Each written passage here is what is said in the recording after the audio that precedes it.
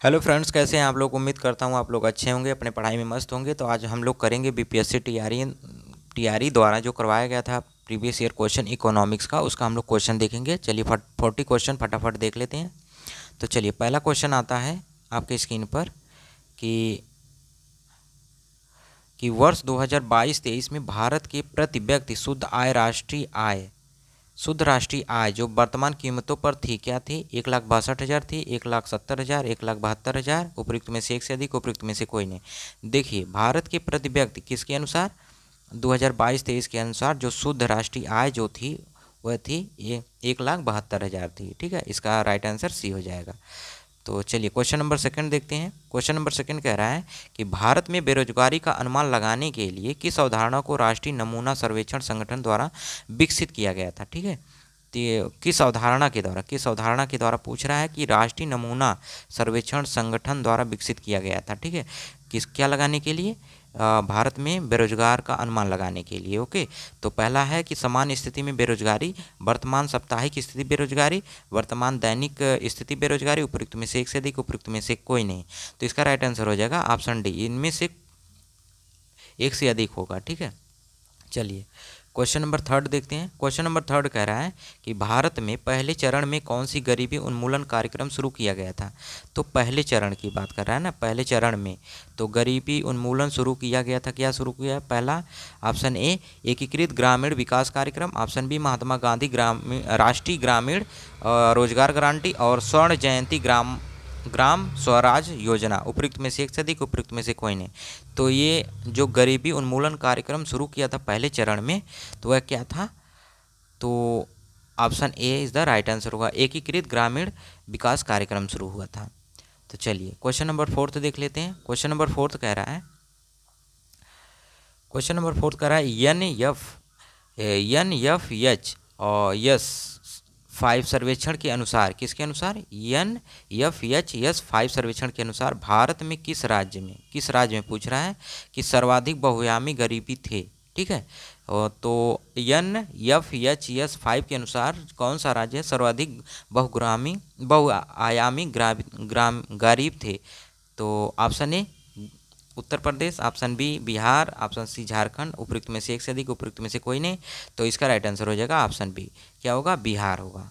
ठीक है, question number fifth क्या है, फिफ्थ कह रहा है कि भारत में बहुआयामी ग्रामीण गरीबी का प्रतिशत 2019 और 21 में क्या था। तो ए 19.28%, बी 32.59%, सी 5.27%। उपयुक्त में से एक से अधिक, उपयुक्त में से कोई नहीं। तो इसका राइट आंसर हो जाएगा ऑप्शन ए, क्या होगा, ऑप्शन ए। जो भारत में बहुआयामी ग्रामीण गरीबी का प्रतिशत जो था 19.28% था। ठीक है, चलिए क्वेश्चन नंबर सिक्स्थ देखते हैं। क्वेश्चन नंबर सिक्स्थ कह रहा है भारत में बहुआयामी गरीबी में सुधार का क्या कारण है।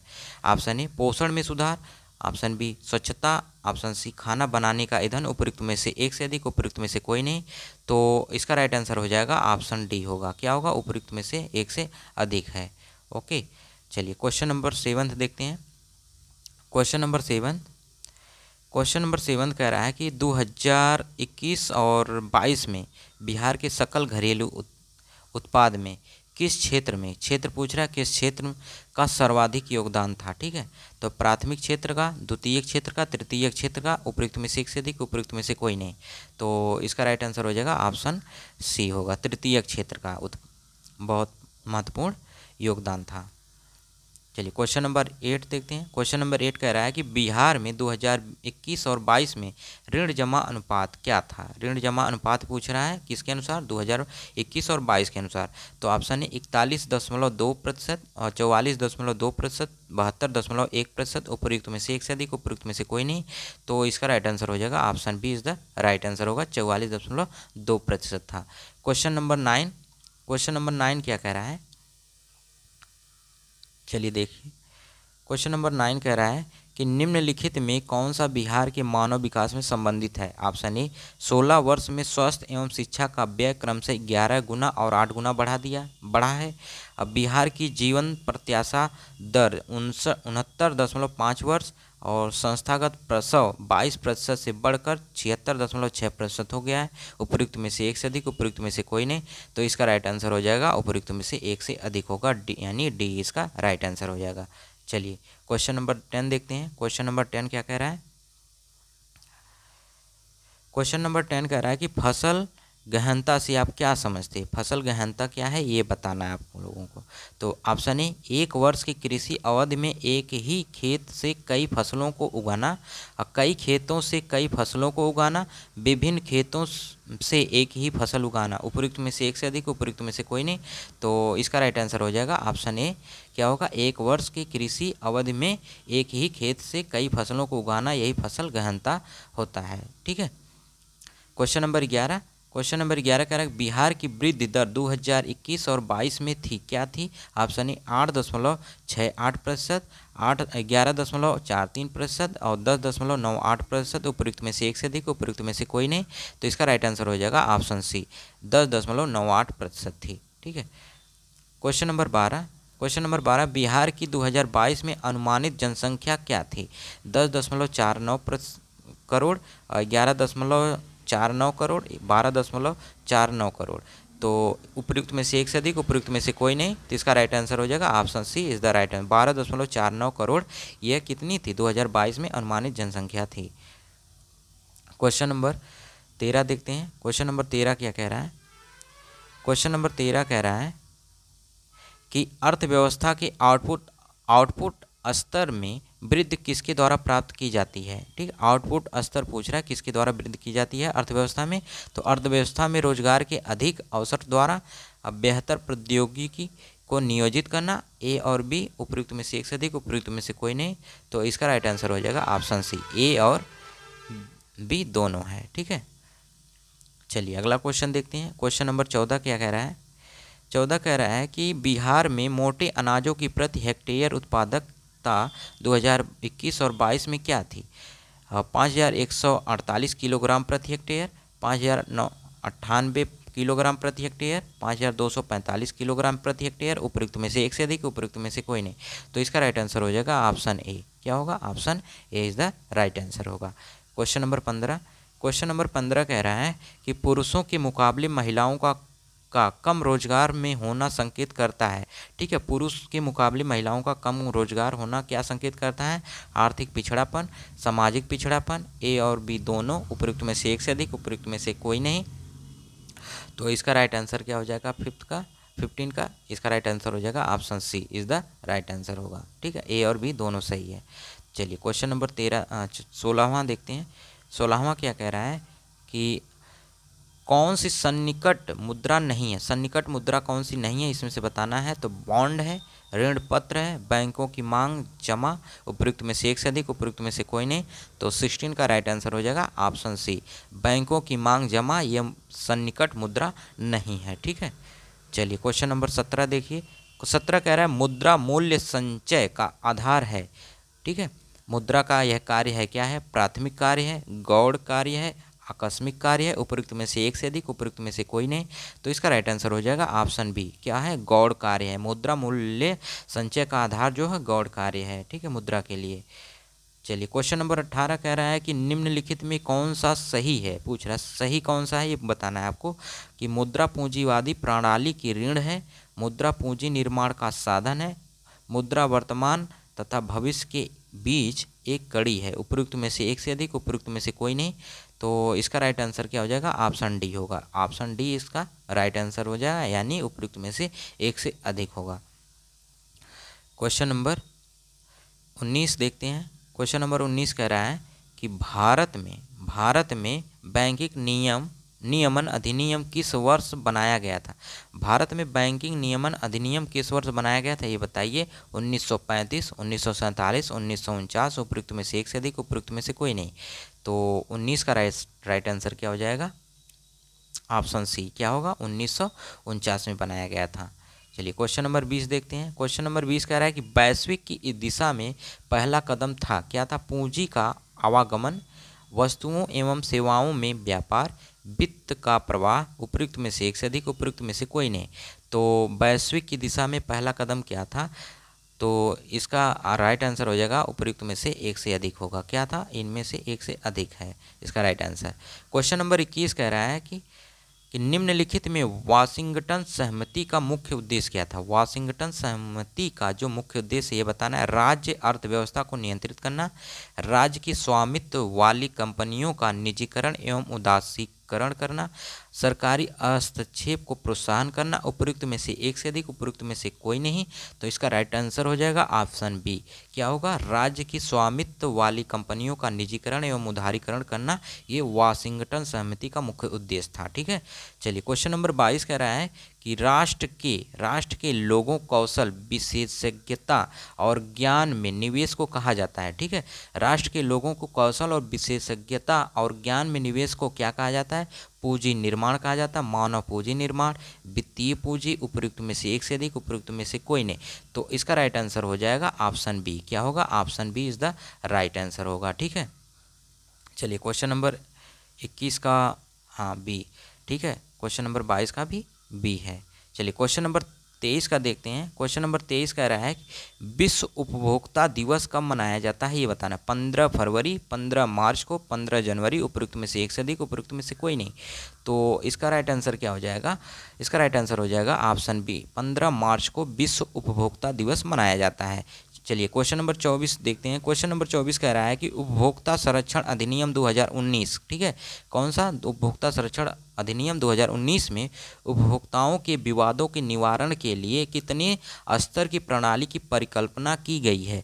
ऑप्शन ए एक स्तरीय, ऑप्शन बी द्विस्तरीय, ऑप्शन सी कह रहा है त्रिस्तरीय। उपयुक्त में से एक से अधिक, उपयुक्त में से कोई नहीं। तो उपभोक्ता संरक्षण 2019 के अधिनियम के अनुसार उपभोक्ताओं के विवादों के निवारण के लिए कितने स्तर की प्रणाली का परिकल्पना की गई थी?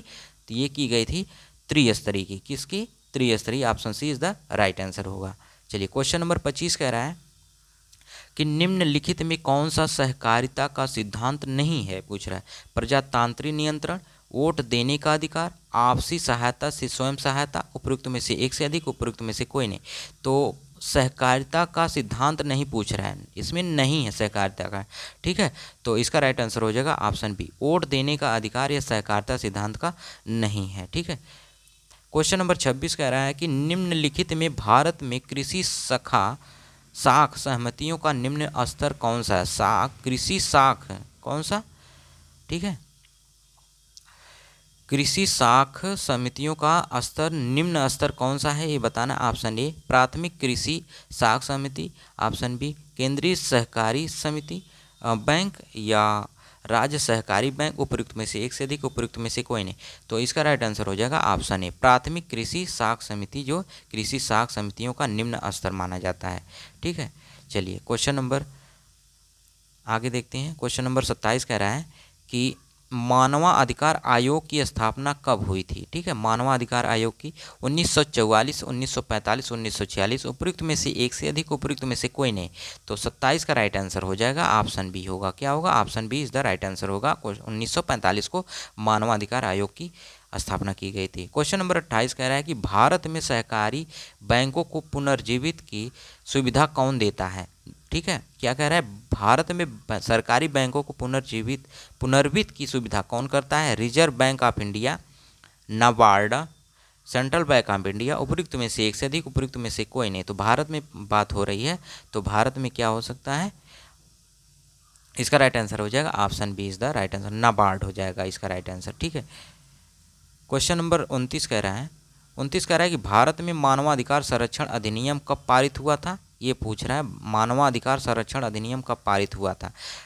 18 दिसंबर 1993, 18 दिसंबर 1992, 18 दिसंबर 1994। और उपयुक्त में से एक से अधिक, उपयुक्त में से कोई नहीं।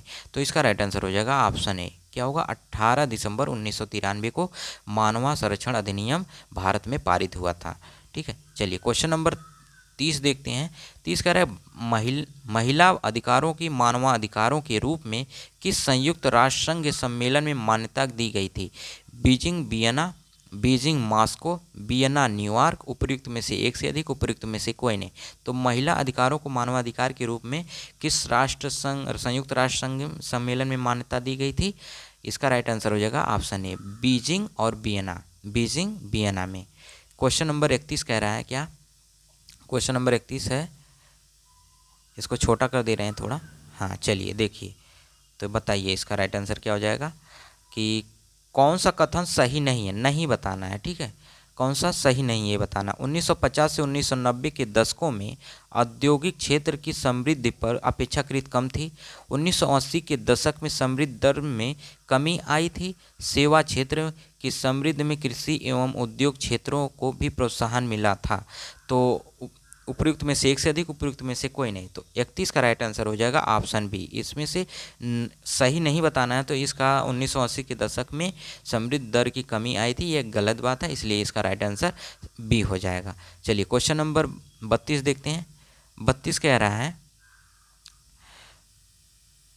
32 क्या कह रहा है कि भारतीय अर्थव्यवस्था 1991 के बाद किन सेवाओं में अपेक्षाकृत तेज समृद्धि हुई थी। व्यावसायिक सेवाएं, संचार सेवाएं, बैंकिंग सेवाएं, उपयुक्त में से एक से अधिक, उपयुक्त में से कोई नहीं।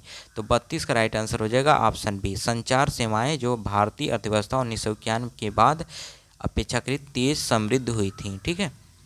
क्वेश्चन नंबर 33 क्या कह रहा है?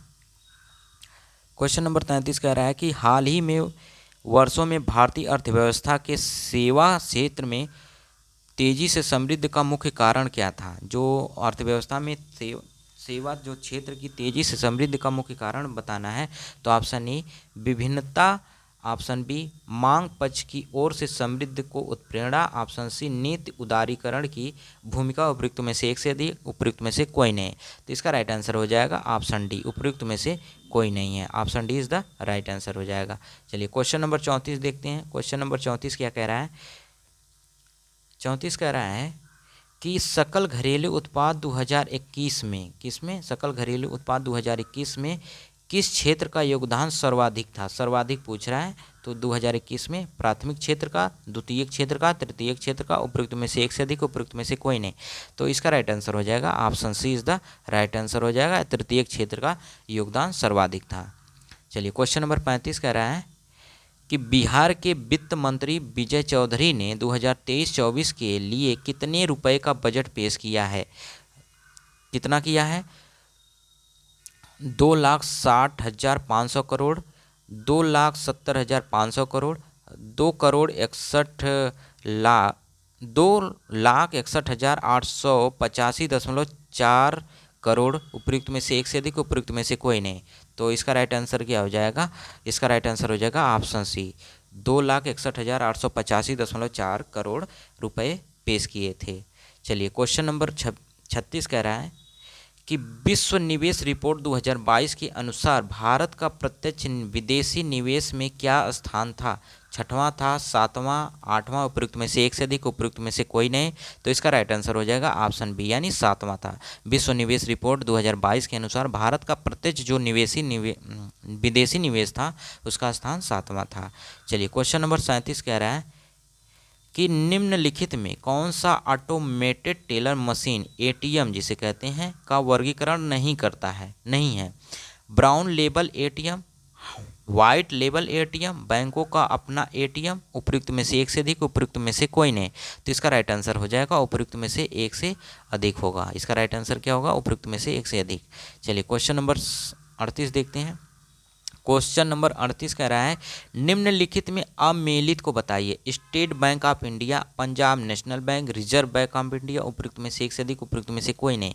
तो इसका राइट आंसर हो जाएगा ऑप्शन सी होगा। क्या होगा? Option C is the right answer होगा। चलिए ठीक है। क्वेश्चन नंबर 39 कह रहा है वाणिज्य बैंक सामान्य रूप से ब्याज नहीं देते हैं। ब्याज जो नहीं देता उसके बारे में बताना है। तो मांग जमाओं पर, अल्पकालीन जमाओं पर, समय जमाओं पर, उपयुक्त में से एक से अधिक, उपयुक्त में से कोई नहीं। तो इसका राइट आंसर हो जाएगा ऑप्शन ए, मांग जमाओं पर ये ब्याज नहीं देते हैं। चलिए क्वेश्चन नंबर 40 कह रहा है, 40 और आज का लास्ट क्वेश्चन है, आप इसका आंसर दीजिए। चलिए बताइए। तो रिजर्व बैंक ऑफ इंडिया को अर्थव्यवस्था में साख की पूर्ति को नियंत्रण करने की आवश्यकता होती है, क्यों?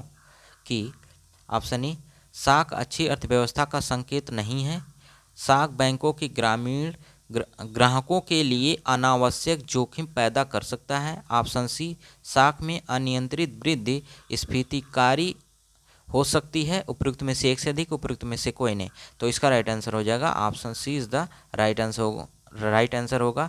साख में अनियंत्रित वृद्धि स्फीतिकारी हो सकती है, यह इसका राइट आंसर होगा। चलिए यहाँ तक देखने के लिए बहुत बहुत धन्यवाद। Thank you.